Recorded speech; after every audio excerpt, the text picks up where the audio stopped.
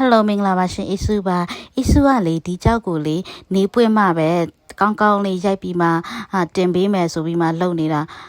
3-4ရက်လောက်ရှိပြီဒီနေ့မှပဲနေပွင့်တော့ရိုက်ပြီးတင်လိုက်တဲ့ညနေရဒါပေမဲ့အတန်းမပါတော့ဖြစ်နေတော့အခုနောက်တစ်ခေါက်အတန်းပြန်ထည့်ပြီးမှပြန်ပြောရတာပေါ့နော်ကြောက်ကလေအညံ့ပန်းပိုင်းရင်မှာသူကလုံးဝ quality အရေးဒီအရေးဒါတတ်မယ်ဆင်မယ်ဆိုလို့ရှိရင်သိန်းရကြီးပိုင်းရှိရဲ့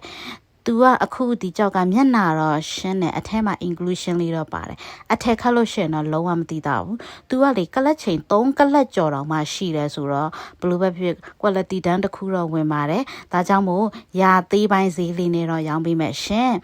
ကြောက်ကိုလေအခုဒီအထက်ခတ်ပေါ်မှာတင်ပြထားတယ်မှုပေါ်မှာလည်းတင်ပြထားတယ်လုံးဝသူ့ရဲ့အနာတွေကလေမပေါ်တော့ဘူးမျက်နှာပြင်လဲတအားလှတော့တယ်အရေးလဲတည်ရည်တက်တယ်ကြောက်ရက်ထုံးစံကအဲ့လိုပဲကြိုက်တယ်ဆိုလို့ရှိရင်4000နဲ့136တော့မဟုတ်စီပြီးမှဈေး